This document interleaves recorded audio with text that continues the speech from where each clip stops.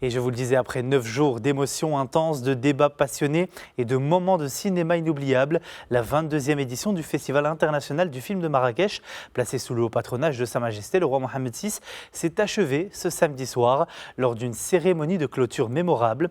Et pour en savoir plus, nous sommes en direct de Marrakech avec notre envoyé spécial sur place, Ilham Brada. Ilham, bonsoir. Bonsoir Hicham.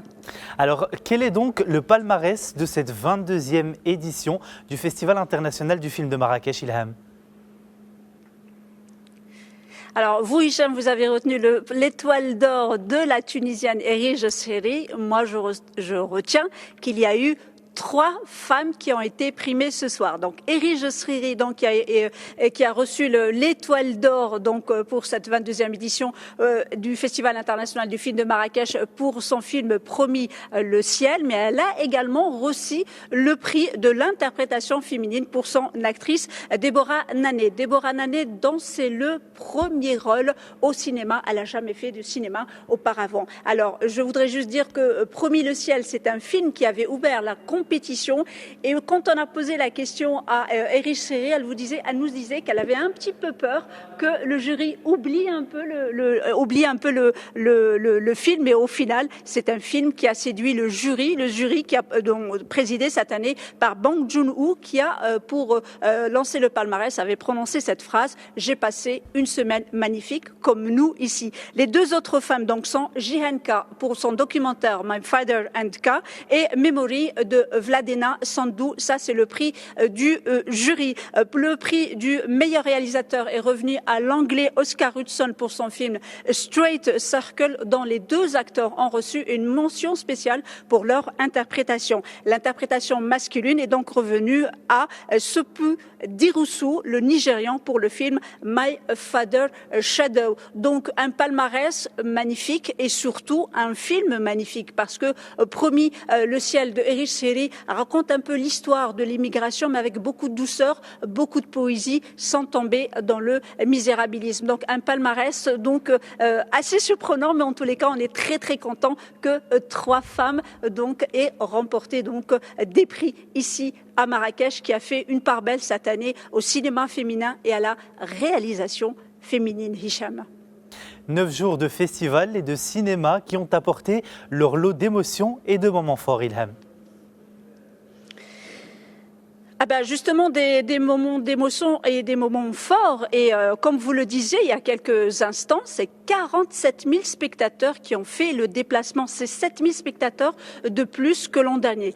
47 000 spectateurs pour toutes les catégories, la compétition, le 11e continent, la catégorie Horizon, le panorama marocain et sans oublier la catégorie enfants et familles. Au total, ce sont 89 films que ce public est venu très nombreux, mais il y a également les discussions, Jodie Foster, Laurence Fishburne, Ladine Labaki, Esmaël Moudil, Kalima Saïdi, Guillermo del Toro, autant de sommités qui étaient là pour parler au public, pour parler à ces jeunes qui ont fait les déplacements, des jeunes venus d'écoles du Maroc, d'écoles de France, parce qu'il y a quand même un partenariat avec ces jeunes pour pouvoir parler de cinéma, raconter des histoires et écouter justement ces grands qui font aujourd'hui le cinéma mondial. Et bien évidemment, les grands moments d'émotion, ce sont justement les hommages. Jodie Foster, ovationnée pendant plusieurs minutes, aussi bien pendant son hommage que pendant la présentation du film, donc Vie privée de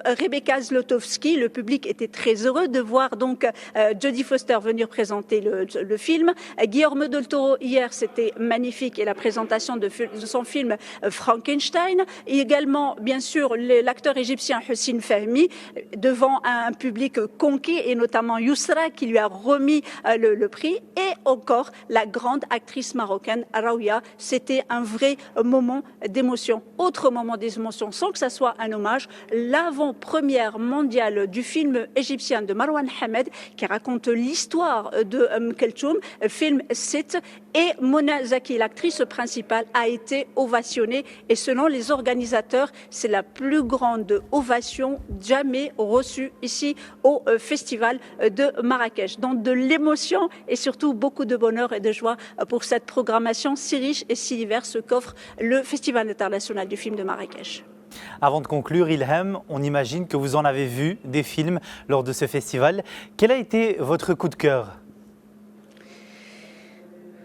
Vous me permettrez, Hicham, j'en ai 3. Je vais commencer par Guillermo del Toro, Frankenstein. Son film est sur Netflix, mais quand on le voit dans une salle de cinéma, il est magnifique. 2h30 pour raconter une histoire commune que l'on connaît, l'histoire de Frankenstein, mais racontée d'une manière sublime, avec quand même un jeu exceptionnel. Mon deuxième film, c'est le film marocain de Meriem Touzani, Cahiers Malaga, un film qui rend hommage à Tanger, qui rend hommage à ces ruelles, et surtout un film 100% tourné en espagnol avec une grande actrice, Carmen Maura. C'est vraiment un film à voir et il devrait sortir en janvier 2026. Les dates ne sont pas encore connues. Et mon premier film, mon vrai coup de cœur, c'est le film Hamnet de la réalisatrice Chloé Zhao. C'est un film qui raconte lui aussi l'histoire banale de Hamlet et de Shakespeare, et bien sûr de son écrivain Shakespeare, mais je peux vous assurer que chaque séquence, chaque plan